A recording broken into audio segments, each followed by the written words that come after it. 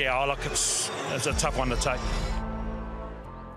What a controversial decision to end a crazy midweek Bledisloe Test match. Kia ora, e te whānau, hello and welcome. Kirsty away, having a long weekend in Melbourne. So I am joining you for today's breakdown, and joining me, I'm very lucky to be alongside Sir John Kirwan, Mils Muliaina and Jeff Wilson, who looks beautiful in blue today. He asked me if his eyes looked grey or blue in that shirt, and I'd have to say blue, Jeff. You can come back anytime. Yeah, thank you very much. I know the way to your heart. There we go. So we just looked at some of the fallout from the All Blacks' 39-37 victory against the Wallabies, which saw them retain the Bledisloe Cup, but it very nearly wasn't. The ref copping most of the heat this week. A big decision to penalise the Wallabies for time wasting.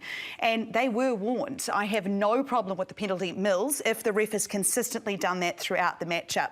We've seen Nick White. We've seen new footage today of Nick White saying, mate, you have just cost us the Rugby Championship. How do you feel about it? Well, I think if referees in general have consistently done that anytime. I've never seen this before, and at the ground when it sort of happened, you know, obviously they were delaying. That was always sort of part and parcel of what sort of happens when you're up. But it was really bizarre. I think looking at it now and having dissected it, it probably looks a little bit more sort of obvious what the referee was saying. But in the heat of the moment, Jeff, I mean, or guys, this is massive. Jeff, I'm just wasting some time, sorry. I will penalise you. Yeah. Don't think I won't, JK. I'll start off strong. It's actually not Foley's fault. It's not Turanat's fault, the referee. Everyone's time wasting around the world at Test match rugby. Either props are going down, or the game's being slowed up, or you're encroaching at the line out across. I've just never seen it enforced before. So was the referee right? Yes. Was the decision wrong? If you're a New Zealander, no. If you're an Australian, yes. The trouble is we can't leave stuff like time wasting up to interpretation. So what's the law? Take the shot, take the kick. Well, take the penalty. Yeah. You have to take the penalty within a reasonable time. Okay, so what's a reasonable time for you? A reasonable time for me is the fact that you're not standing around and waiting and watching when you've been given and directive to kick the ball. So why did he stop the clock? Because he felt as though it was taking too long. Exactly. So the ref was right, but unfortunately, no one's seen that rule for 150 million years. Yeah. I've seen it once in my career, and I'm really old, and it was for a shot at goal, Mills. So my problem is, was the ref right? Yes. Was it in the spirit of the game? Yes, because it's part of the rules. But we've got to start thinking about time wasting as a whole, and how do we change that? Look, I look at this from a perspective that, and I agree, he had every right to make the decision. I don't think in this case it was probably appropriate for it to be made then. It may have been the wrong time to make this call. But I think this is in some ways the opportunity, and we haven't heard from World Rugby, surprise, surprise. They look at what they want their game to be in 12 months' time at a Rugby World Cup. What is it they want rugby to become at the international level? And the fact that manipulating the amount of time that the ball is in play based on what the score is, whether you're down to 14 men, whether you're weak in a particular area of the game. I'm a little bit fatigued. I'm going to sit a prop down so we don't restart the game. All areas that clearly frustrate fans and frustrate people who want to see the game being played. But that's up to World Rugby to decide the type of rugby they want international rugby to be going forward. And whether or not they want to change this, I don't know. The powers that be, Sir John Kirwan, Mills, Laura, that's the Northern Hemisphere, clearly have an influence on how the game is being played. And international test rugby is for everyone. So what's in the best interest? Is this a case where, how do we change the course of this game?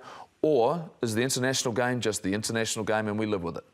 Well, no one's going to turn up because everyone left the field the other night. 54,000 people walked out frustrated, upset and talking about the referee. Is that how we want international rugby? I reckon the solutions are way easier, Mills.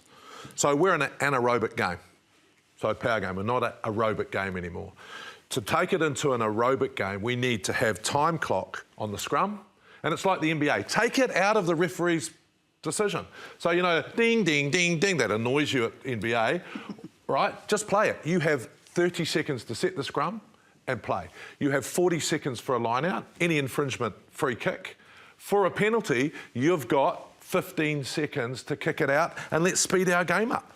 right? Because it's not Foley's fault and it's not the ref's fault. It's just that every time they go to a ruck, they can interpret 18... Why was it fragmented in the first half, Mils? Because there's 18 decisions to make and the referee was changing like the rules around so the players couldn't get any rhythm.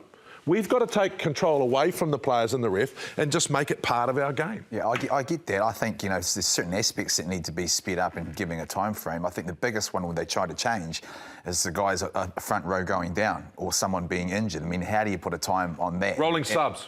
And the manipulation of, you know, teams to be able to, you know, implement that sort of stuff. So it's probably a good time to come up with a discussion. They need to actually see what happens to that though, Sir John Kirwan, is rolling subs, mate. Get the props on. If you create hold on. If you take you turn this into an anaerobic game, aerobic game, sorry, from anaerobic, who does that take out of the game? All of a sudden, you've talked about NRL constantly about the size of the players has been reduced. Does that mean all of a sudden the role of our big props, our big men, becomes reduced in the game? In the fact, no, they just scrum, body the line out, the maul, all of those physical aspects of the game, which rugby has become so critical. If we have a look at the game in terms of time on the weekend, particularly the first half, you look at the stats on the first half, they're a damning indictment on the game. I mean, if you look at it, you can't... Everyone's talking what a great contest it was. The first half took 51 minutes and there was a total of just over 12 minutes of actual rugby. That means that you've got time to go and get 47 pies and 2 pints. Because there's no rugby. That's 12 minutes of rugby. Like... That's a concern. So when you see those numbers, right? I totally disagree with your theory that it take people out of the game.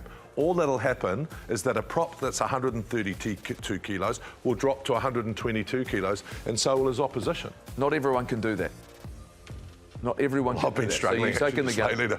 Yeah, but I mean, are you taking it away from some of the players? It's just the way they train. I reckon if you told... Is that international rugby? Well, it could be Super Rugby. It can be something else. I'm just asking the question, what is international rugby? What contest has it become, Mils, now? What has international rugby become? Well, no one knows, really. I mean, what are they trying to get out of it? I think what's becoming obvious is... Clearly it's not running. Well, yeah, it's not. And the fact that, you know, we're talking about decisions that are in the rule book that can be easily interpreted, you know, different ways. I tend to agree with you a little bit, Goldie, in terms of, you know, I wouldn't like to have... you know, a front row that's, you know, 92 kgs or an 82 kg sort of prop. I still would love the power game in there, and particularly the guys when you're thinking about, you know, the South Africans. The technicality that comes with that, the set piece moves, that sort of, the last thing we kind of want, although we want to speed things up, again, you know, we're a little bit confused, although we want to speed things up, I wouldn't want to get to golden oldie rules like they do in rugby league, because it just takes a massive element that we've had traditionally over the last few years, forever. OK, so we can have rolling subs with our props. Only our props. Can have 6 of them on the bench to go and win the light. But tired, mate, I'm off. Gone. Still 138 kilos. Beautiful, away you go. But we can't be playing 13 minutes of rugby at international level. What does it cost a ticket? How are we going to bring new people to the game? So in that case then, JK, do you think the decision then that happened on the weekend, that last minute or 90-odd seconds, is absolutely right going forward? This is now what we need to start, sort of the way we need to play? No. There's a penalty and the shot clock starts, and we've decided that to take from the penalty to kick it out, you've got 15 seconds. Ding, ding, ding, ding, ding, ding, ding, ding, ding. And if you haven't kicked it out, turnover, penalty, see you later. Free kick, bye.